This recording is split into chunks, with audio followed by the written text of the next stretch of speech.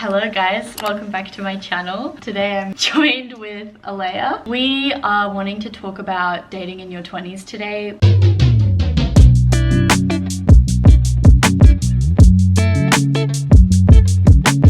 We made an episode like this 2 years ago now. It's basically going to be a part 2. We have some wine. Okay, let's come by. Eye contact, Aleyah. Oh yeah, come by.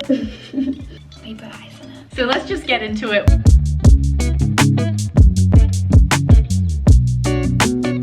If you haven't watched our last video, you should definitely check it out. We definitely look back, kind of cringe watching it. Yeah, I think it was just interesting because it was only 2 years ago, and yeah, so much has changed. I had so many different sexual experiences. Oh, actually, I haven't had any.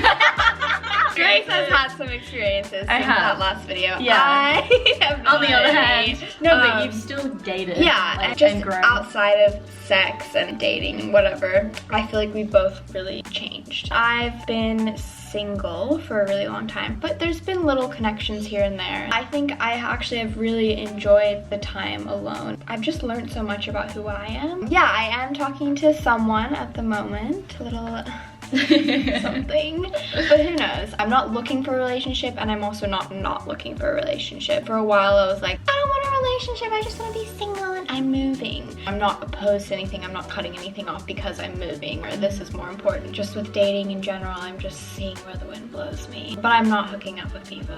Yeah, we will get into that. No.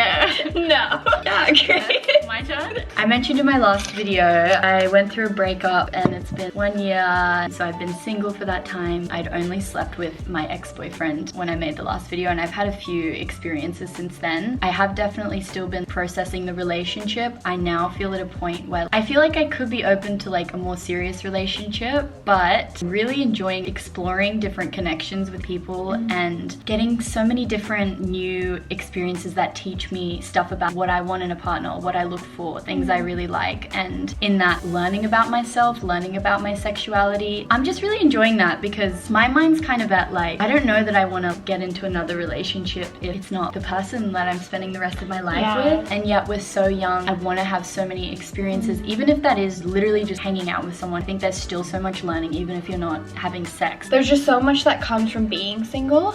Yeah, so I really you learn so much. With what Grace is saying. We can set such a expectation of what we want out of our single life or our relationship or our situationships, but I'm just trying to go into it more with like, free, like what happens. What will this teach me, rather than calculating every movement. Yeah, I feel that in general in my life, learning to detach, let people be who they are, let situations in life be what it is, trust in the universe, and if a connection is flowing, that's great. If it's not, that's also great. Be in your fuck girl era. Yeah, be in your thotty bit.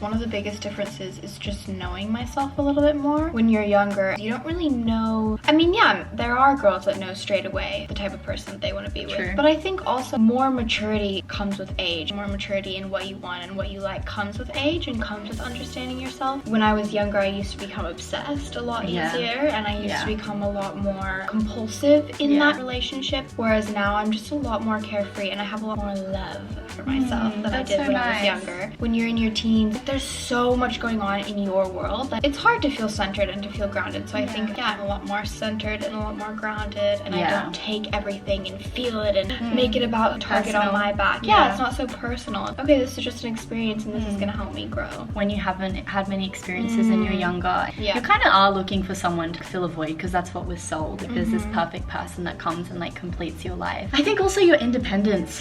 You're just like your own person, they're their own person. Also, when you're in high school, even a 1 year age gap is like huge. It's such a big deal. It's so big. In your 20s, you could be dating someone like 10 years older than you. Maybe early 20s and 10 years is still an age gap. But there's room there. There's room to have a higher age limit and to reach for sexier men at the top.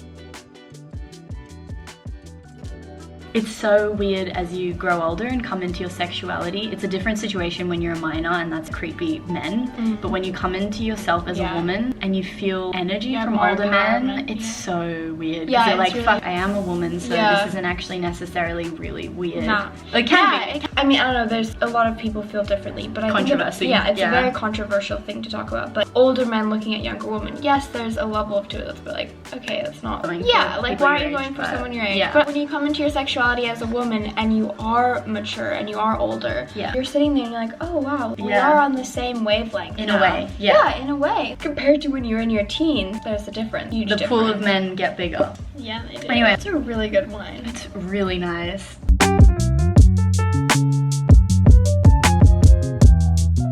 Meeting someone online versus in real life. I think that's a really interesting thing, because when you meet someone in real life, there's already a feeling that you feel, already an immediate attraction. There's something that sparks your interest. But whereas online, they see your looks and they're like, damn, she looks hot. Or they see your persona on social media or profile, and they judge you based on your appearance or persona. So it can be like a matter of luck, to be honest. But yeah, the thing I was gonna say on that is the little things that I've experienced. If I saw them on Hinge, I probably wouldn't have swiped right. Yeah. I will so often meet guys be like, no fucking way, like I'm not really, they're just not my type. I'll get to know them, we vibe, I'm like, okay, I really fuck with you, like I think you're really hot, and my attraction will build. Through dating apps, you just can't have that. I think it's interesting so though, interesting. like I'm quite like, not judgmental, I think I'm judgmental to myself. I'm like, oh, I wouldn't want to tell people that we met on Tinder. Yeah, I totally get that. I know this is like kind of an annoying opinion, but I like meeting people in real life. It is a better story. No judgment to people that are on dating apps. Yeah, I think it's depends on what you want. Yeah, it's each to their own. My casual dating version is not sleeping with anyone, it's just flirting with them. That's what I like to do, because well, it takes both of us a while to get comfortable and sexually. To be able to just have sex. Like, I don't think I've ever had a casual thing and then we started having sex. I think it was either I was hooking up with someone and that was it, or I was like casually seeing someone and then it kind of fizzled out, but we never really had sex. If I'm gonna put my time and my energy into someone, then I want to know that something's gonna come out of that, maybe a little bit more serious. So I still have a tendency to put my all into someone, and I don't know how to put my all into someone without it becoming something more serious. It is actually energetically kind of an intense thing to have someone's energy in you, and it really does stay there. And for me personally, after I sleep with someone, I can feel attached, or if they're kind of emotionally unavailable, maybe not even to their fault, like that's just not what they wanted and I didn't understand that, I just feel really shit. And I don't want to put myself in that position. For me, and no judgment to others that sleep around, but it's what I need to respect myself, not to let someone fucking put their dick inside of me if they're not gonna meet my emotional needs. Do you want some? Yes, please. Sorry, I'm getting tipsy.